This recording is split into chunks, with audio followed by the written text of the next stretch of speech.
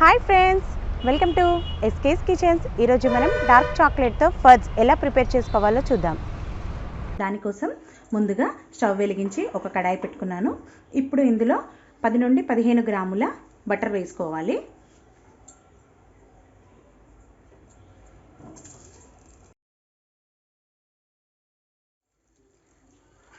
Milk compound అండి, ఇది 250 grams ఇలా తురుముకోవాలి. ఇప్పుడు దీన్ని ఇందులో యాడ్ చేసుకుందాం.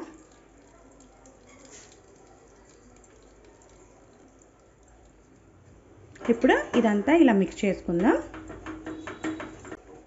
చూడండి, చాక్లెట్ అంతా మెల్ట్ అయిపోయింది. ఇప్పుడు ఇందులో 2 టీ స్పూన్ల మిల్క్ పౌడర్ యాడ్ చేసుకుందాం.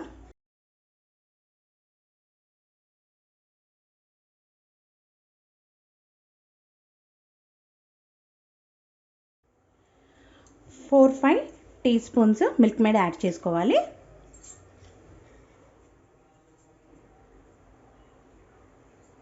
ఇది హోమ్ మేడ్ మిల్క్ మేడ్ అండి. మీరు కనుక నా మిల్క్ మేడ్ రెసిపీ చూడకపోయి ఉంటే లింక్ కింద డిస్క్రిప్షన్లో ఇస్తాను, చూడండి. ఇప్పుడు ఇదంతా మిక్స్ చేసుకుందాం. లో ఫ్లేమ్ మీదనే మిక్స్ చేసుకుంటూ ఉండాలండి, లేకపోతే కింద అడుగంటిపోతుంది. ఇలా ఒక 2 to 5 మినిట్స్ లో ఫ్లేమ్ మీద కలుపుతూనే ఉండాలండి. కింద అడగంటకుండా చూసుకోవాలి, కంటిన్యూగా కలుపుతూనే ఉండాలి. ఇందులో కొద్దిగా ఇలా చిన్నగా కట్ చేసుకున్న కాజు ఇలా తురిమి వేసుకోవాలండి. చిన్నగా కట్ చేసుకున్న బాదం,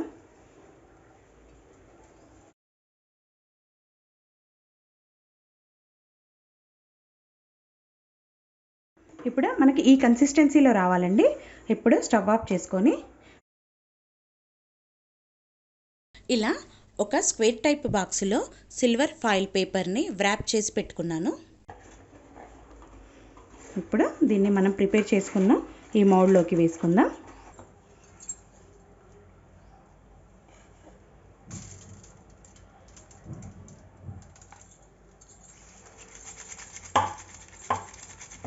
ఇప్పుడు దీన్ని ఇలా ఈవెన్గా స్ప్రెడ్ చేసుకుందామండి.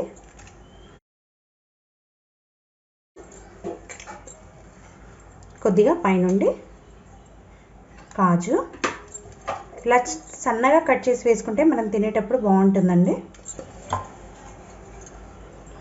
బాదం ఫ్రిడ్జ్లో ఒక 2 అవర్స్ పెట్టుకుందామండి. 2 అవర్స్ తర్వాత మనం పీసెస్గా కట్ చేసుకుంటే చాలా బాగా వస్తుంది. చాక్లెట్ ఫడ్జ్ సెట్ అయిపోయింది. ఇప్పుడు దీన్ని డిమోల్డ్ చేసుకుందాం.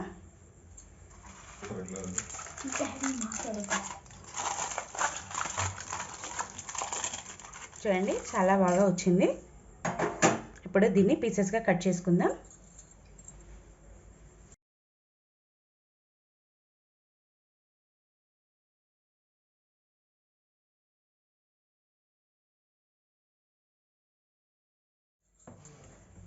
ఇలా మనకు నచ్చిన షేప్లో కట్ చేసుకోవాలండి. నేనైతే చిన్న బైట్స్ లాగా కట్ చేసుకుంటున్నాను.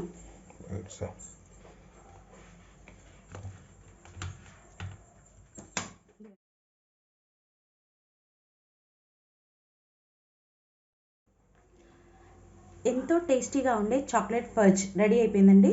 మీకు కనుక నా రెసిపీ నచ్చినట్టయితే లైక్ చేయండి, షేర్ చేయండి, నా ఛానల్ని సబ్స్క్రైబ్ చేసుకోండి. పక్కనే ఉన్న బెల్ ఐకాన్ని ప్రెస్ చేయడం మాత్రం మర్చిపోకండి.